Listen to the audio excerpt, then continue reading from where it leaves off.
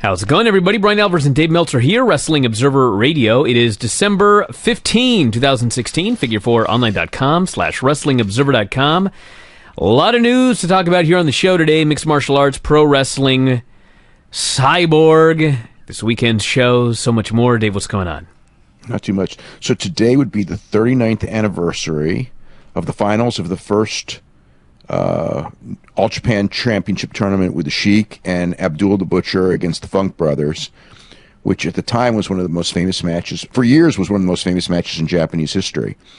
It was a match that really got Terry Funk over as a super babyface when they stabbed his arm and he got taken to the back and Dory had to do the match on his own, and then Terry came out with his arm in a sling and made the big comeback, and the Funks ended up winning on a DQ, and I think the Sheik hit the ref or something. But it was this courageous performance. And actually, that's where the Funks really got that big babyface turn that carried them for about the next 10 years, is like basically honorary Japanese.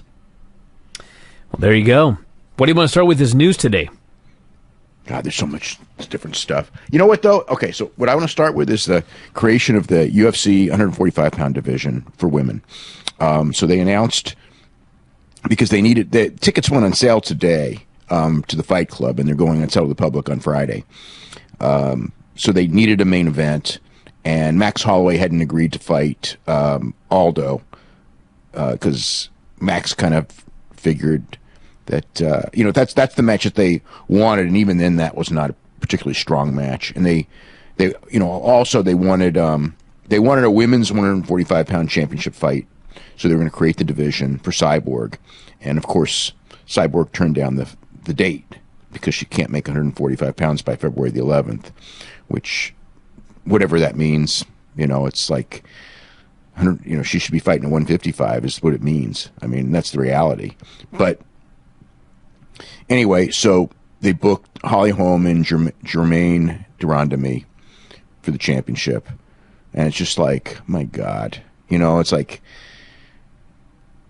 I mean, it's just they're making these championships so worthless. I mean, the Holloway Pettis thing, it was like nobody bought that as a championship match. No one's going to buy this one as a championship match.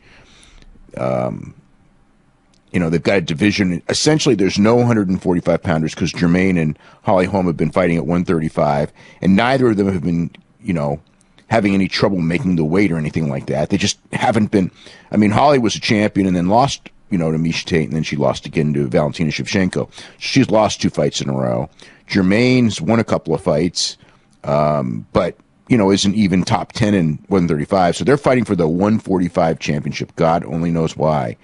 Well, I know why, because they needed a championship fight on the Brooklyn pay-per-view, and they created an artificial championship for those two to fight over, and no one's going to buy it. I mean, no one's going to buy these fake championships. They didn't buy it with Holloway and Pettis. Every time you make a new championship, that it dilutes the value of the championship. All I could think of is when Dana used to always tell me about how, we studied boxing and we learned from, what they do that doesn't work, and we don't do it. And it's like, that's exactly what they're doing, creating fake championships and making every title worthless. Just like in boxing, no one even knows who the champions are. No one even cares. I mean, there's about 6 or 7 fighters that are named fighters who rarely fight each other, but sometimes they do. And those are the big fights. It doesn't matter what belts mean, what belts are at stake or anything like that. And UFC is pretty much getting that way as well, and this is going to speed it up. So, and they'll just keep doing it. I mean, if they wanted to create a championship, they probably could have at least gone at 125, where they have a lot of women on the roster where that would be a good weight class for them. 145 is not really a good weight class for anyone on the roster. I mean, like, there's literally not one person that's a good weight class for. People will say Cyborg, but really, she's going to have to kill herself to make 145 coming down from 175. She'll do it, probably, although she's missed at 145. She missed twice at 145, when she was a lot smaller than she is now. So there's no locks or guarantees that she'll make it, although she has made it, in the past couple of years. But so it's basically, it's going to be a division of eventually there is an upside in the sense that, the strategy here is very clear. If Holly Holm wins, and if Ronda Rousey wins, they can do champion versus champion, because that will rehab Holly Holm. And that is kind of like in MMA, it's like, well, it may not work. I mean, sometimes when they try to set things up like that, they work, and sometimes they don't. So there is a logic long term in this, in the sense of putting Holly Holm in this fight, that if she wins, because Ronda Rousey and Holly Holm will be a huge money fight. So, but if that doesn't happen, if Holly Holm loses, then, the winner, if Jermaine wins, Jermaine will fight Cyborg. Cyborg will probably beat her, and then they'll be known for Cyborg to fight unless they keep... Now, what would you do champion versus champion? Would you have Ronda do a fight at 145 or Holly do a fight at 135? I would have it at 135. See, it's interesting you say that because I realize this doesn't make a lot of sense based on the size of Cyborg, but if Ronda won the title... Actually, and the storyline was that Ronda was going up to try to win titles in 2 divisions against Holly Holm at 145. And she won. Then you've got Ronda versus Cyborg for the title, which is also huge. Yeah, but the problem is that fight's not going to happen. So, but yeah, it would be huge if you could do it. I mean, you could do it in the sense that, but if Ronda's running around at 140 right now without even cutting, which is what I'd heard last week, it kind of makes no sense for her to then fight at 145 against Holm, because then Holm would have a big size advantage on her, really. So 135 probably makes the most sense for that. And Holm, but, we don't know that Ronda, first of all, we don't know that they're both going to win. And the odds are that both won't win, just because it's 50-50s and all that. You have to have 2 things come together. But also, there's no saying Ronda is going to fight Holly Holm. There's no saying Ronda's going to fight, even if she wins again, although she does have one more fight left on her contract. But there's a lot of people who are wondering, win or lose, this may be her last fight. Although, again, I do know that she did an interview, which was one I think it was Conan O'Brien this past week. And she did say this would not be her last fight. But she's not going to fight much longer is how she said it. So who knows? But I mean, that's the thing behind it. But the thing is, so short term, yeah, you got that. But then you've got a 145-pound division for Cyborg against nobody, literally nobody. So they should have just opened up 125. I mean, it's like what happened was they decided they were going to open up 145 for Cyborg. And then Cyborg says she can't fight on that day. And rather than go, well, okay, rather than just say, let's go create a 125 division, and I don't know who you would put in there. I mean, because the most interesting fight would be like Joanna against somebody like Jessica Andrade or something, although they could fight at 115 too. Or find out who can go, I don't know if Kat Zingano or what contenders at 135 are willing to go to 125. I don't, Miesha Tate said that she would, but she's retired now. So maybe they just didn't know who would do it, and they knew, who knows? Who knows what the battle plan was? But at least at 125, there's a lot of people, because some of those girls cutting to 115, women cutting to 115, were really killing themselves to make 115, and they felt they were too small for 135. Joanne Calderwood, I know, has a tough time. Valerie Letourneau couldn't make weight this last fight. So at least we know there's enough people to have a division. But, I mean, from a sports standpoint, there's nothing wrong with adding more women's weight classes. I mean, there are, and all that. But from a business standpoint, every time you're adding another weight class, you're basically diluting the value of championships. So you kind of like, you got to balance one off of the other. And with championships meaning less and less, I'm not sure that I would want to do something that makes them mean even less. And this one, creating this one, and the people see through. I mean, the problem is that if it was like something that people clamor for, where it's just like, oh wow, they don't have a division, but they've got this match we want to see and all this. But this is basically 2 women who were not at the top at 135 being moved to 145 just to have a fight and then create a world championship. I mean, it's like if you had the fight at 145 and say you're starting the division and you're doing maybe like a 4-person tournament or an 8-person tournament, that'd be one thing. But to have 2 also, I don't say also ran women because that's almost not fair, especially to Holly Holm because she was a champion. But to do that and just have like one singles fight between the number, whatever it is, number 5 and number 11, 135 pounder to create a world champion at 145, it's just, it just dilutes the whole idea of a championship. And that's one thing that, that this is probably, there's probably no good time for it, but this is certainly not the good time for it. But, and again, it's not going to help New York. It's not like people in New York are going to go, or anywhere, are going to go, hey, we're going to buy it because the championship's at stake in this fight. So, the fight's been heavily criticized for obvious reasons, and for reasons it should be. And a lot of people are, sticking up for Cyborg in the sense that how can you do this without putting Cyborg in the fight? And the fact is Cyborg was the first person asked, and she said no. And it's like, well, then you should wait a month. And you know what?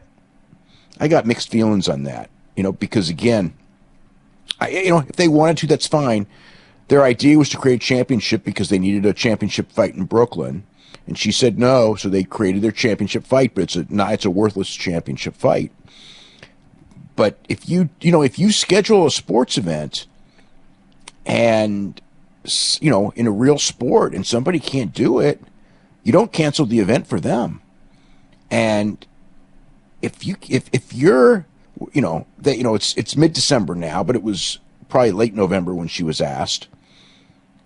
If you're asked in late November that for a fight on February the 11th to make 145 pounds and you can't, I don't know that that's like just what Joe Silva said. I don't know that's really the weight division you should be in to begin with. So, but, I don't know. Just the whole thing is just ridiculous. It's just such an obvious, I look at it and I just see an obvious misstep, and it kind of, I don't know, just not good. Well, you said that nobody bought this interim title with Max Holloway and Anthony Pettis. What exactly do you mean by nobody bought it? Yeah, the pay-per-view numbers aren't looking good. The early numbers, looking like around 150, which would be the smallest of the year. And, if it didn't have the championship, if the championship wasn't at stake, would it have done worse? I think it would have done probably exactly the same. Because it really was on paper. It was on paper a really good card, but not a really marketable card. This is actually one where I would say, this was one where they would be so much have been better off if they'd put this on television. Just because when only the super hardcores bought it, nobody really expanded their popularity. Whereas if this was on TV, I think it would have done pretty decent on TV. And, Duho Choi and Swanson and Donald Cerrone in particular, Kelvin Gastelum as well, and Emil Meek, all of them would have gotten over because they all looked really good to a bigger audience, Holloway, of course. And instead, it really, I don't know. I think that, I just felt like the night of the show when that Duho Choi match ended, and I got so little feedback. And it's like, this was like, there were people talking like this is the greatest match ever, but it wasn't a lot of people talking. And that's when I realized that it was like, not that many people watched this show. And because this fight was freaking phenomenal. I'm not one for hyperbole, but I can't imagine one single solitary person on the planet buying this show because they added an interim title. Like, not one additional person. Well, I wouldn't go that far, but I know what you're saying. But the gist of what you said, I agree with. Not, it ain't going to be many, and it's not enough to where you justify the silliness factor involved in it because, again, you create the championship, and the reaction of most people when they created that championship was, it's like, wow, because Daniel Cormier got hurt, we're doing all this. And we're creating this interim title when we just had an interim title, and you're creating an interim title even though Aldo, the champion, the newly created champion, is healthy. It's not like he had knee surgery and he's going to be out for 9 months or, was in a car wreck or something. He's ready and healthy, and he's ready to fight, in February, and you're creating an interim title in December. I mean, that's the whole thing is just completely ridiculous. And it just like devalues. It's like maybe like if 100 extra people bought it, or even 5,000 extra people bought it because of it, it's not worth the idea that where people just go like UFC titles are a joke. You really don't want your titles to be a joke. And that's, I think, the thing that disappoints me out of all this is that, like I said, from when I started the whole thing, is that he said that we learn from boxing, and it's like boxing championships. I mean, I just remember as a kid, a boxing world championship was very, very valuable in almost in any weight class because there was 8 of them. And not every championship was a big draw, and not everyone knew the name of every champion, but people pretty much everyone knew who the heavyweight champion was. And any sports fan could have told you, like probably four of the champions, I think, off the top of their head at the time. And now in boxing, nobody knows the name of any championship. I couldn't tell you who holds one championship belt, like as far as like what it is, as far as without looking it up. I know who the top boxers are, and I know who's sort of champions, but I don't know what championship they actually have, because it doesn't really matter anyway. And we're getting there with UFC. I think, people can name, people who are UFC fans probably can name every champion and all that, but casual fan, we're getting, when it was 5 and it was BJ Penn and Matt Hughes and, Liddell in that era and Rich Franklin, it's like everybody knew who the champs were, and you put any championship fight on pay-per-view and you get 300,000 buys. And it's like the more you do this, the more these championships don't mean anything. And when championships don't mean anything, the only thing you have left to draw is outlandish personalities, because great fighters don't draw. We've seen that. Andre Ward didn't draw on pay-per-view. Conor McGregor draws, but it's like if the only way you're going to draw is to have Conor McGregor, you're in trouble, because you're not going to have Conor McGregors all the time, and they don't grow on trees. You'll always have a championship and a champion, and they're just really messing with the value of it, something fierce, I would say, like, in the long run, this, it'll hurt them, but it's already hurt them already. And when I look at boxing, I can already see what the future is, and the mistakes are being made. What new fights do we got signed? Oh man, a whole bunch, just in the last couple of days. So the February 11th show, there's 2 fights that are the Jermaine and Holly Holm fight for the women's 145, and then Derek Lewis against Travis Brown, which is a fight. It's a heavyweight fight. It's 2 guys. Derek Lewis won a bunch of fights in a row. The last 2, not all that impressively, but he does keep winning. It's an okay. There's nothing wrong with making that fight. Junior Dos Santos and Stefan Struve are going to have a fight in February 19th in Halifax. So that'll be the main event on that show, which they fought several years ago, and Junior beat him. Struve is a lot bigger now. I don't know what that means. I remember when he was 6'11 and a half, 240, and now he's like 280, cutting to 265. So 2 fights in Denver. So this is the next Fox show after Saturday's Fox show. And that's going to have Donald Cerrone and Jorge Masvidal has been added to that show, which is, Cerrone wanted to fight on the show. Masvidal called him out. I think that Cerrone should be fighting somebody. I would not have made this fight, even though it was kind of, pushed by both guys, because Cerrone's an action fighter, and he's, could be, he's on the track to getting a championship shot at welterweight. And Masvidal's good. Actually, he's very good. Better than his record. The problem with, because he's lost a lot of close decisions. The problem with Masvidal is Masvidal has this ability to take an exciting fighter and put him in a really boring fight. So that's why I kind of I just have this feeling that he may do that with Cerrone.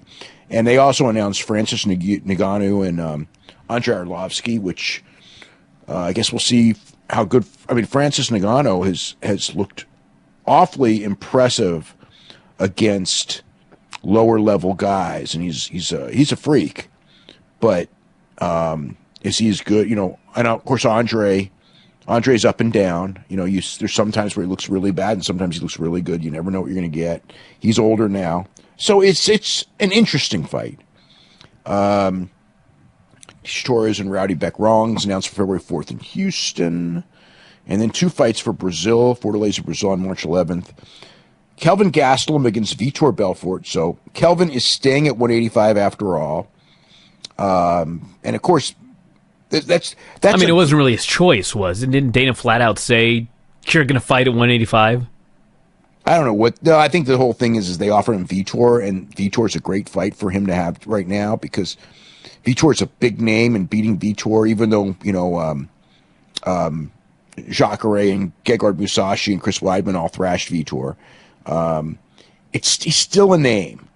And for Kelvin Gastelum, it's a big career win to come off the Johnny Hendricks win and the Tim Kennedy win. I mean, these are good wins for the guy if he can beat him. And I would think he would be favored in such a fight just because of the age difference and how Vitor's looked of late. Although, you know, again, Vitor he still can hit hard, and he's still got skills, just doesn't have a lot of stamina. So as long as Kelvin can get out of that first round, I think Kelvin's got a really good shot with him. And then there's what's another one that was announced? Edson Barboza and Beneil Dariush, which, you know, Edson Barboza's looked really good of late. So I think that's all the stuff. And then Saturday is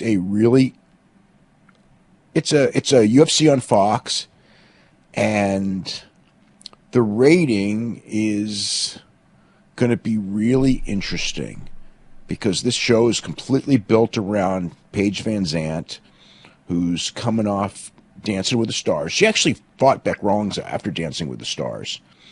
But this has really been promoted around her and Michelle Watterson in the main event.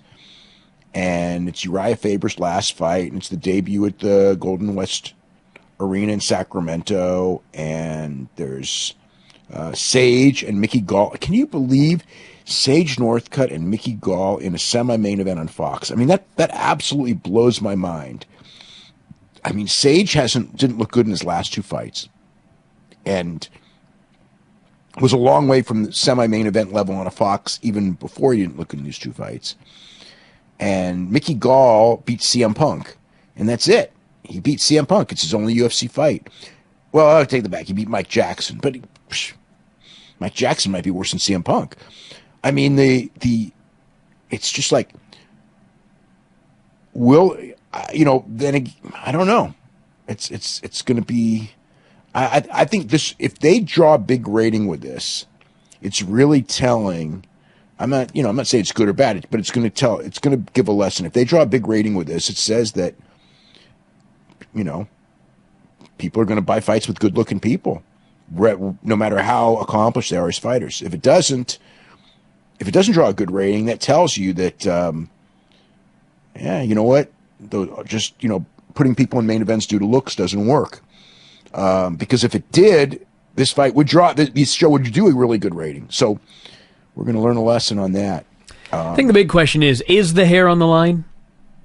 No hair on the line. Nope. Man, what a disappointment. Yeah, I mean, if they did that, at least you could say you could do the gimmick, right?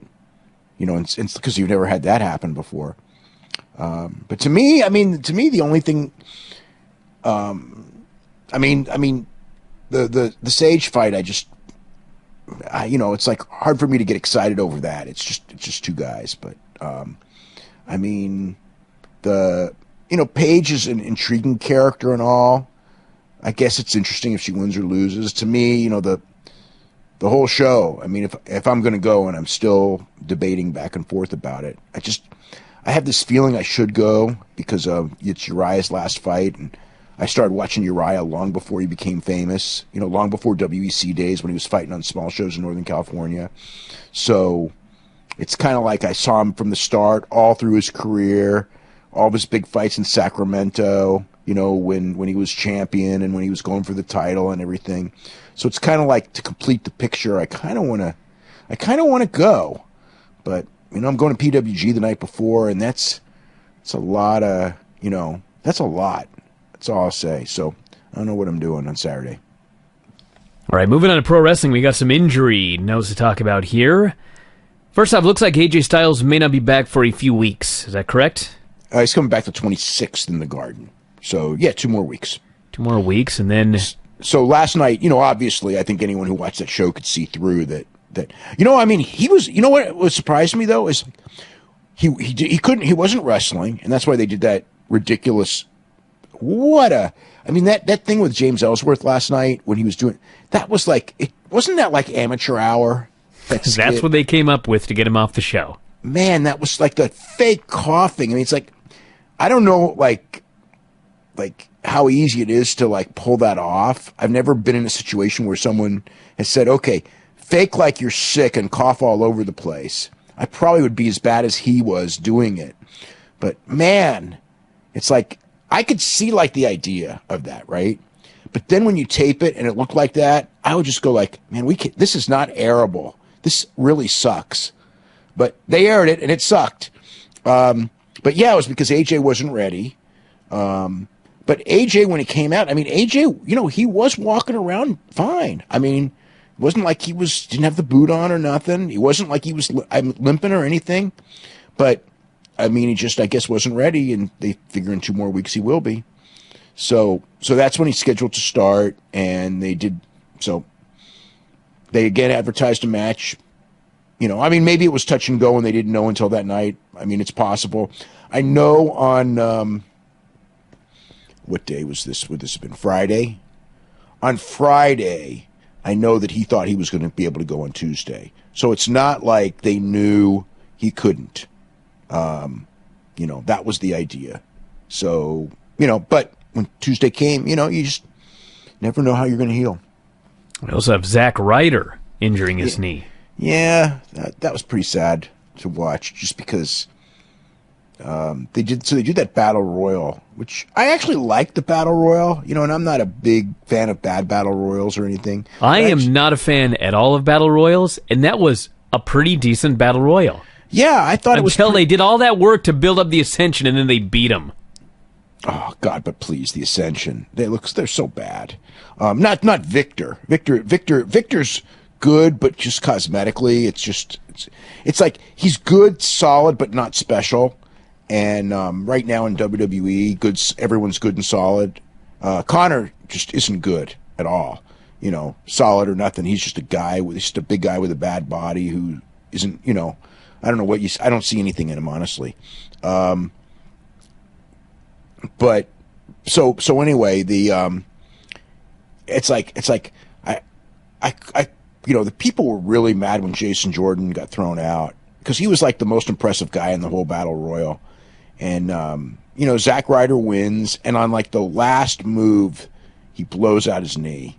And the whole thing was to create a feud with Orton and Wyatt and Harper, because they're going to do the Freebird gimmick with them, against the Hype Bros. It's like, yeah, Randy Orton in the ring with Mojo Rawley. In a championship situation. Can you imagine? I know, especially because like when Mojo Rawley first started, just because he was big and he's a really good athlete and he really loves wrestling, you kind of like look at that combination and go, you know, he's going to make it. He's going to be something. But now it's a couple of years later, and it's just like, I mean, I don't, you know, it's just not there. He's, you know, I mean, he's just nothing to me. His act is terrible. I guess it's because his gimmick is so bad is part of it. I mean, as a wrestler, I think if he had like a better gimmick or something, maybe his shortcomings as a wrestler wouldn't be so stand out so much. You know, when he's doing that like ridiculous dance and just the whole gimmick is just, it's just not there at all. Zach's fine. You know, he's all right. Nothing wrong with him. I felt bad for him. He got a nice win, and But I look at that whole show yesterday, the booking of that show with Zach and Mojo winning, who are just not going to be over as a tag team, and then Dolph Ziggler. The booking of Dolph Ziggler was just that was the it was so amazing. That was the epitome of horrible booking. I mean, like it's like number one, they have just the guy comes off losing a feud to The Miz. And now you want to put him against AJ Styles, okay? That in itself is ridiculous, okay? But he comes out there, this big run-in on The Miz, who screwed him over and over and over. And it's like, he gets like 2 moves in there and Miz just gives him the skull-crushing finale. Like nothing. He treated him like the jobber of all jobbers. Then the guy gets up and Dean Ambrose gives him the dirty deeds. So he's like double jobber, right? So then they put him in the main event, and he goes and pins Dean Ambrose. And it's that whole thing where Vince tells the writing staff, we can rehab a guy with 1 win. And it's like, oh yeah, it's like, remember when I'm waiting to see evidence of that. Well, they did. Remember it was just a couple of months ago they did that with Dolph when they started the brand split. The first thing they did was put Dolph in there with Dean Ambrose, if you remember. The whole thing, and we were just like going like, you're putting Dolph in the championship after all you've done to him, and nobody cared. And then they beat Dolph, and then he gets beat by The Miz, and now they're putting him in against AJ. It's like, like if you charted like long-term booking and go like every single thing you could do wrong to build for Dolph and AJ, they've hit like every single one of those buttons. Every single thing you could do wrong. Well, I think part of it is the fact that he's getting a championship match on a random SmackDown 2 days after Christmas, and he's going to get beaten, and that's it. I mean, it's like a lame duck time for this show as they build up towards the Rumble. They need something to fill up TV, and they probably figured, well, we don't want to throw somebody in there that's valuable. You may as well just beat Dolph. Okay, but did they really have to? No, he was treated like a complete.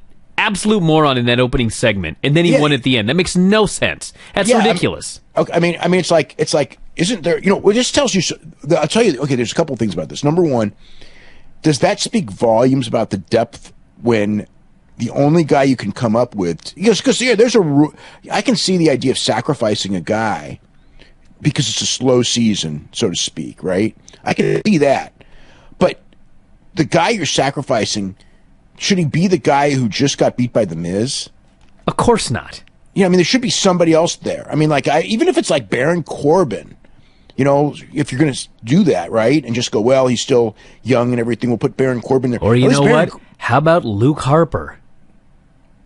Luke Harper. Would it have been the end of the world for Luke Harper to get a shot against AJ Styles on a random SmackDown 2 days after Christmas? He loses, who cares? He's 1/3 of the tag team champions. They can just go on and have tag matches. Yeah, I guess it's because Luke's not really a babyface, although he'd end up probably, he kind of was in that match.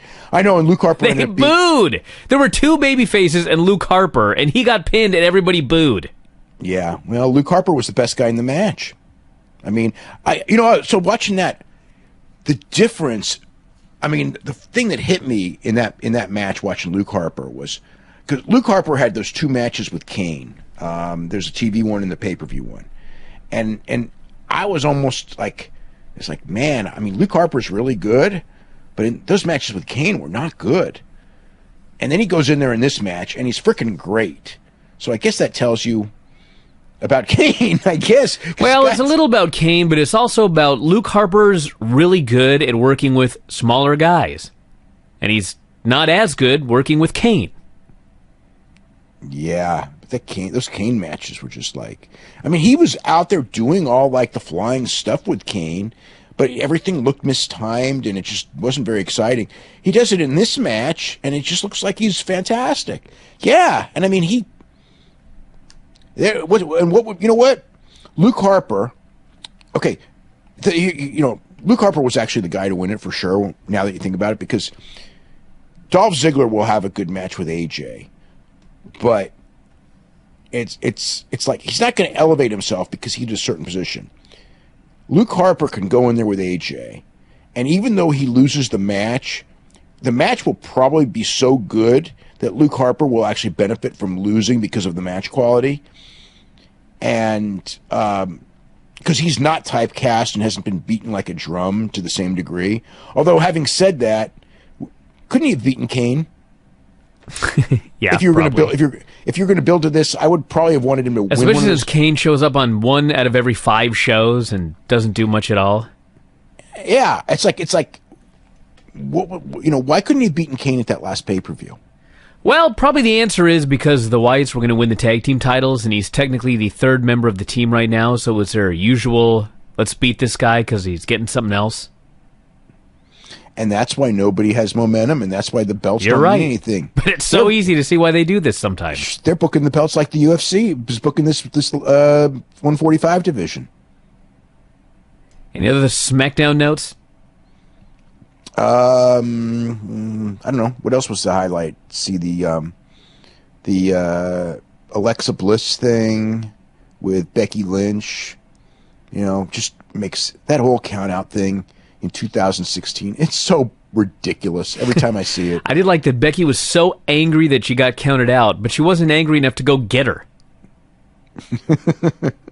I will say I did like the fake knee injury and then her running in and being just fine. I mean, even though that's an old cliche, I kind of got a kick out of that. So the other one, so they did the Nikki and not Nikki, well, Nikki Natalia and Carmella deal, where the whole match is about 2 women calling each other liars. So that was something. And I guess it's another no, Nikki doesn't return her texts and stuff like that, right? Can you imagine? I know. All right, take us through NXT and Tribute to the Troops. Well, Tribute to the Troops, I didn't see the whole show. I just kind of bounced around, and I didn't get to the end when you called. So, but I'm trying to think what I did see, other than I watched Chad Gable get beat again. That guy, Jordan and Gable, man, I feel so bad for those guys.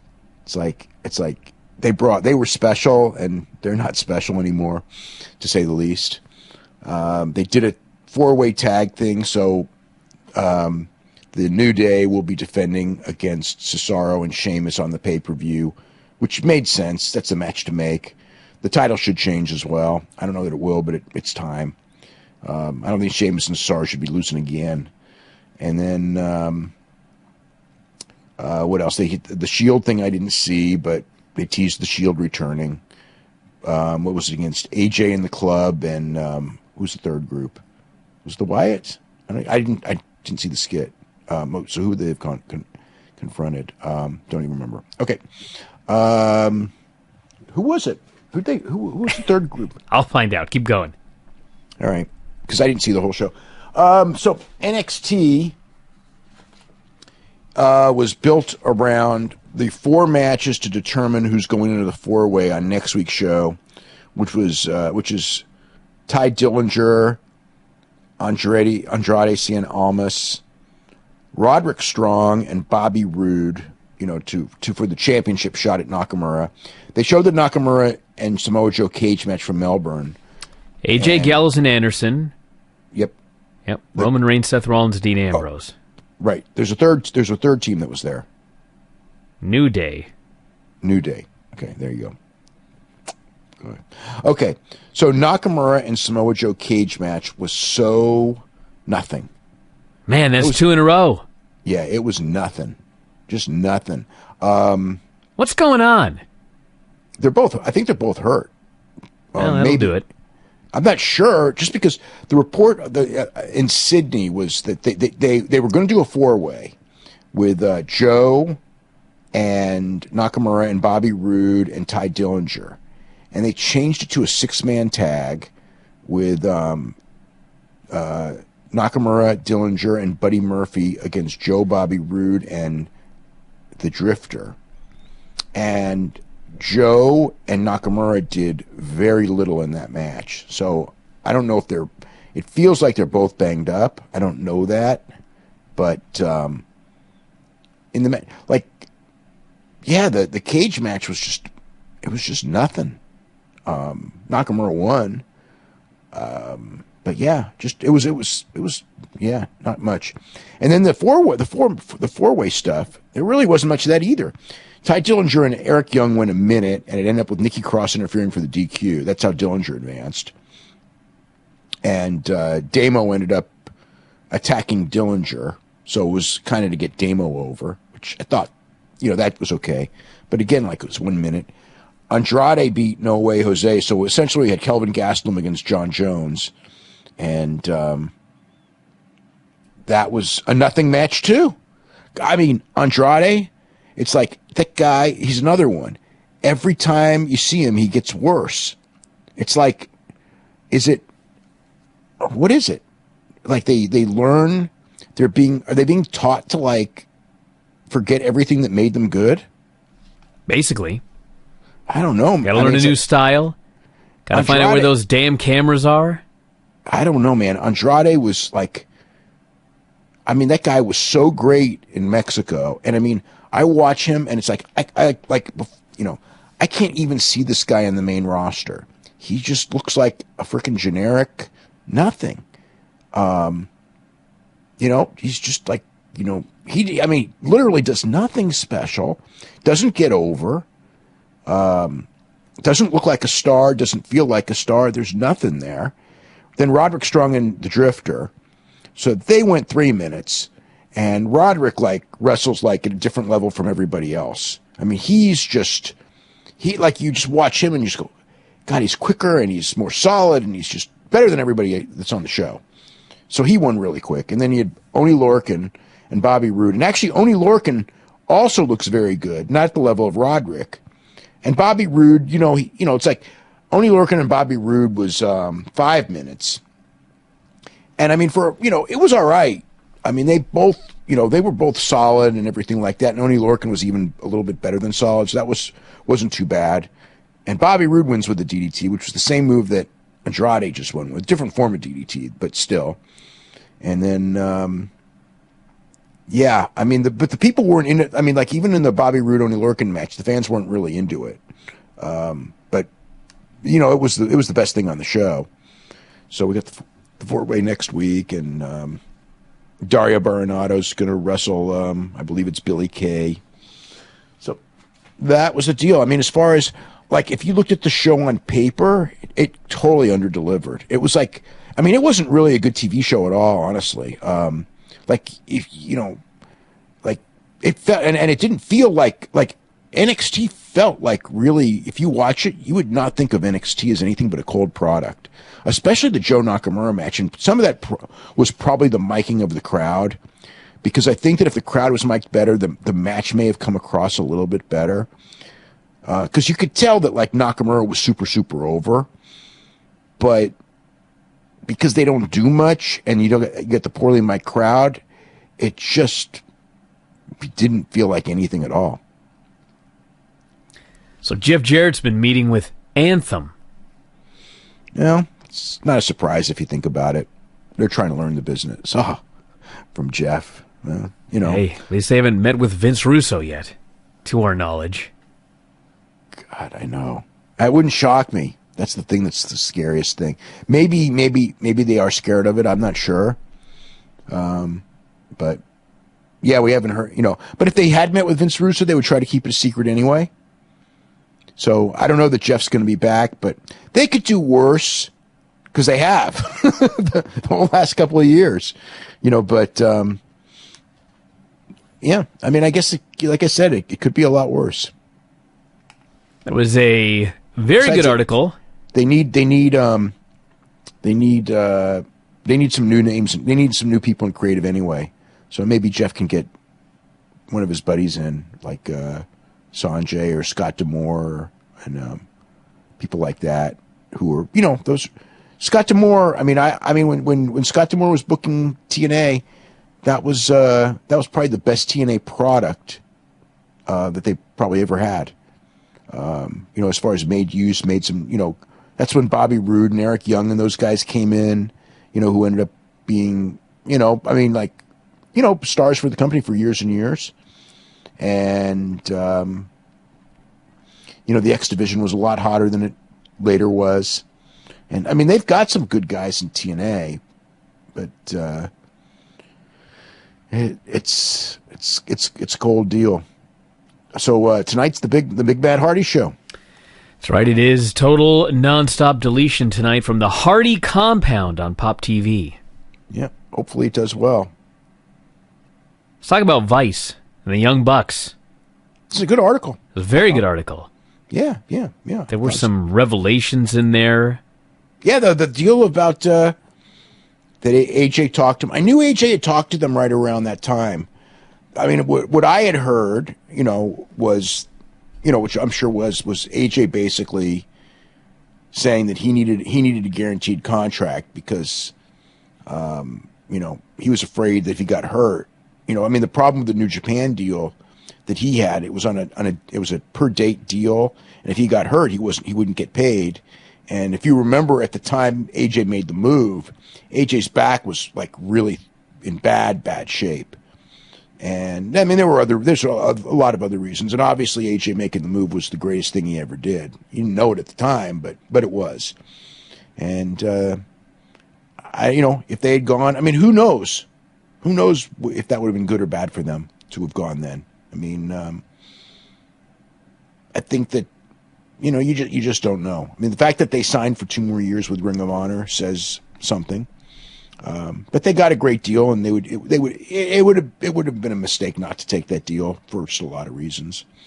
But yeah, I mean, I do have to say that I suppose it should not come as much of a surprise, but it was talked about in the article that Matt's back at 31 is so jacked he has trouble folding his laundry. Bending over. I was like, oh my God. It doesn't surprise me. A lot of, I mean, that's 31. That's rough. Hey, look, my back was killing me when I was 31 too. So, and I didn't take any kind of punishment compared to what they did. So it doesn't, I mean, it's the rigors of the business. I mean, and they're slowing down sometimes. I mean, although I don't know how much, because what I heard from that frickin' UK tour with Will Ospreay and Marty Scurll was like every night in the UK I heard people go, oh my God, it's the greatest live match I've ever seen. So evidently they were probably doing a hell of a lot in those matches in the UK. And obviously that last pay-per-view match with the Briscoes, it wasn't like they didn't do anything. I mean, that match was pretty great too. So, yeah, I mean, but you can't do that. I mean, it's just like that. They're going to have to learn. I mean, when they get to be like Matt Hardy's age, I mean, the Hardys were doing all that stuff too, and the Hardys do a hell of a lot less now. Although Jeff still takes big bumps though, but they don't do what they used to do, and Matt certainly doesn't do what he used to do. So maybe they'll come up with an idea like Matt Hardy did and reinvent themselves at that point. Like Brian Pillman did. Brian Pillman was the same way. Brian Pillman's back was thrashed. That's why he became the loose cannon Brian Pillman, because he had to come up with something because he could no longer do flying Brian Pillman anymore. I mean, that was the whole deal. I remember him telling me the whole thing. And his back was killing him from pro wrestling and the Stairmaster. His body was just not made for that frickin' Stairmaster. Pro wrestling and the Stairmaster? Yeah, remember when the Stairmaster was like the real big thing? Yeah. Because I remember me and him, we both, Stairmaster, that's like great. It's great for your legs. It's great for your wind. This is going to be the greatest thing. We'd watch all those girls do the Stairmaster, go crazy on the Stairmaster. Like, we're going to get in great shape. And both of us were freaking crippled by that Stairmaster. It's just, some bodies are not. Are you taking bumps on it? No, it's just, for whatever reason, I don't know what it is. Some people's bodies were not good for were not made for the Stairmaster, and Brian Pillman's wasn't, and mine wasn't. I was in so much pain from the Stairmaster, and when he was done with that, after a couple weeks of the Stairmaster, it was like he thought he had a herniated disc. And I mean, that's when the thing was like, man, I can't do this flying anymore. So that's when he created the loose cannon character, Man. All because of the Stairmaster. It wasn't because of but the Stairmaster sped it along. I remember he was like he was doing, like, once he gave up the Stairmaster, when we both kind of figured it out that like the Stairmaster was killing us both, he was like just spending all this time in the tanning bed because in his mind, his body was looking like shit. And, I mean, he did get pretty heavy. He got up to 220, which for him was probably way too heavy, especially if he was off roids at the time. You know, I mean, he probably like on a lot of roids, maybe he'd be okay. Even on that 220 is too big for, because the guy's only 5'9". But anyway, so he just would like, he got this mentality where if I have a super, super, super dark tan, it'll hide how fat I am, which actually there was something to that. So that's when he was going overboard on the tanning. So that's the Brian Pillman mentality. And it led to the insanity that came later. And believe me, that was complete insanity. But I'm glad the Stairmaster didn't drive you to that insanity. I just gave it up. I wish I mean, the idea of it looked so appealing. It looked like this great exercise. And Ric Flair was always doing it. And, he was the king of the Stairmaster, and Ricky Steamboat was always doing it. So it just seemed like, and those guys were in great shape. They were having those long matches, never getting tired. It just seemed like, what a great exercise this is. But it doesn't work for everybody. So some of the mailbag questions right here. This person's reading the New Observer, which is up on the website right now, everybody. Says, where you mentioned Joe Rogan getting a high-profile play-by-play partner, could it be Jim Ross? I can't think of anyone else high-profile who is conceivably available. I don't think so. I strongly don't think so. Number one, Jim Ross is under contract to Access. I mean, the contract would not preclude him from doing UFC. So that's probably not. But I don't see Jim Ross. Well, okay. Actually, the Goldberg schedule would be 16 dates. So actually, I could actually see him wanting to do that. But anyway, I don't see that as a possibility. I don't know who they're talking to. I got no idea. I know that years and years ago they wanted Max Kellerman. That I know. I don't know where Max Kellerman stands. I know Max Kellerman follows MMA, but I don't know, any more than that. But yeah, I know when they're talking about like this great find, I was thinking Max Kellerman or somebody like that, because Jim Lampley, who I happen to love as a boxing announcer, the guy would be absolutely horrible for MMA just because he hates it. And you don't want somebody looking down their nose at it. That's like the worst thing possible. But, yeah, so I don't, as far as who else, I don't know. Person also wants to know, is something up with Enzo? He isn't wrestling on Raw, tribute to the troops, or roadblock into the line. Is this a plan to push Cass, or is Enzo in the doghouse? No, well, they want Cass as a single. So, and they beat up Enzo's Enzo. Way better as his manager who gets beaten up than a wrestler. Yeah. Enzo's role right now is that he's injured, that Rusev gave him such a terrible beating, and that's why he's, not wrestling on the shows. But essentially they're going with Cass as a single, and that kind of leaves Enzo out of the picture. This person says, if a WWE wrestler makes exactly $1 million a year, how much is he left with after taxes, road expenses, etc.? I do not know the answer to that. You would have to ask someone. And of course, it depends.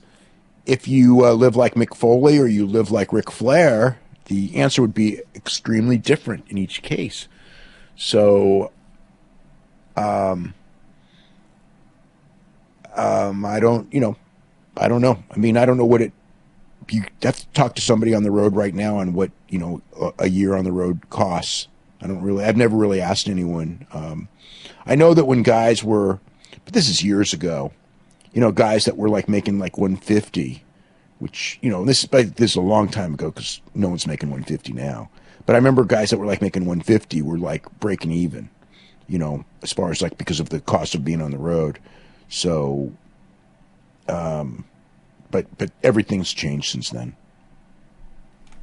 This person here says, if Holly Holm had waited for Rousey for the December 30th show, do you think the show could have reached 1 million buys? If she had not fought in a year? and waited for December 30th, I think it would have done 1.5 million buys. Easy. On a Friday? Even on a Friday. That fight would be that would be a super fight. A super fight, it doesn't matter. Friday ain't going to hurt a super fight. A normal fight, a Friday's going to kill it. But super fight, no. That would, you could put that fight on a Tuesday and still doing big numbers. That would, that'd have been the biggest fight in UFC history if Holly Holm hadn't lost. And even if she did lose, even with the losses, it'd be right up there. I think it would be even now. I think that fight they did 1.1 million the first time. It'd be much bigger the second time. So I think it's 1.3 minimum and probably 1.5, maybe something like in that range. This person here says, when UFC Fight Pass airs events from Shuto, Titan FC, Glory, etc., do these promotions pay UFC for the airtime on Fight Pass, or does UFC pay those promotions to air their event? The UFC pays the promotions. Does Dave know what the operating costs or expenses are for UFC Fight Pass per year? Nope, don't know. Did any promotion or territory legitimately ever push midget wrestlers and angles that drew money, or were the midgets exclusively a sideshow act for the kids?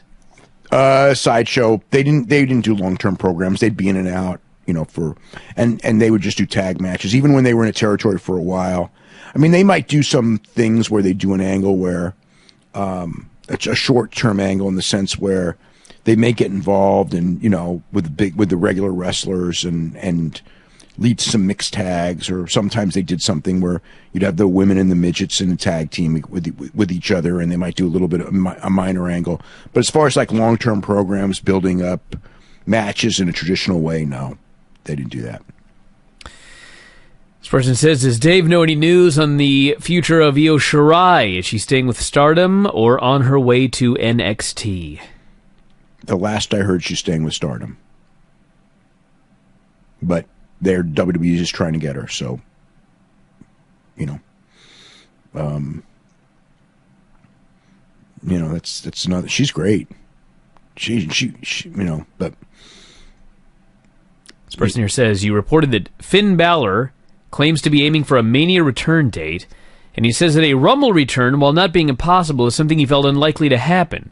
Is there any reason to believe he was speaking the truth and not trying to pull the wool over our eyes so that the company could do what they did with Edge on his return and Rumble victory in the build to Mania 26? Anything's possible. I just know what he said. But, yeah, I mean, what was the date that he got the surgery? If I recall correctly, it was in September. I'm almost positive it was like the first or second week of September. It was right after the brand split, and he came up. Was it September? It seems like it was longer ago than that. He got hurt at SummerSlam. So he would have had the surgery in early September. No, he got it October 23rd. Sorry, he got the surgery October 23rd. August 23rd. God, thank God. Okay, August 23rd. Let's get the surgery August 23rd. That's 8. I would say February is about the earliest. I mean, he had pretty nasty damage to his shoulder. I think Rumble is yeah, I would say, I don't want to say impossible, but if you're looking at it logically and everything like that, you would say it's probably not going to. That'd be like when everybody was talking about Seth Rollins last year, coming back early, and he didn't even make WrestleMania. It's just or Cena coming back for Mania, which even though he did do stuff at Mania, he really, if you remember, he didn't come back again for like another month or two because he really wasn't cleared and all that. It's like you really can't, when you're having major surgery, and his shoulder was a lot worse than they thought when they had the surgery. You really don't want to rush coming back, and they're not going to rush you coming back now. I mean, 5 years ago, yes, they would, but between the threats of fear of lawsuits and just a lot of other things, they're really not. The mentality about rushing guys back is so different than it used to be. So I would say I don't think that I think that what he said is probably the truth. This person here says, Was there ever a promoter who tried to split the Road Warriors up? If so, which one did they view as a potential singles star? I've got to think that Vince Russo would have tried to do it, but I never actually heard that he did. What did they? Didn't they do stuff because when they brought in Drozdov and everything?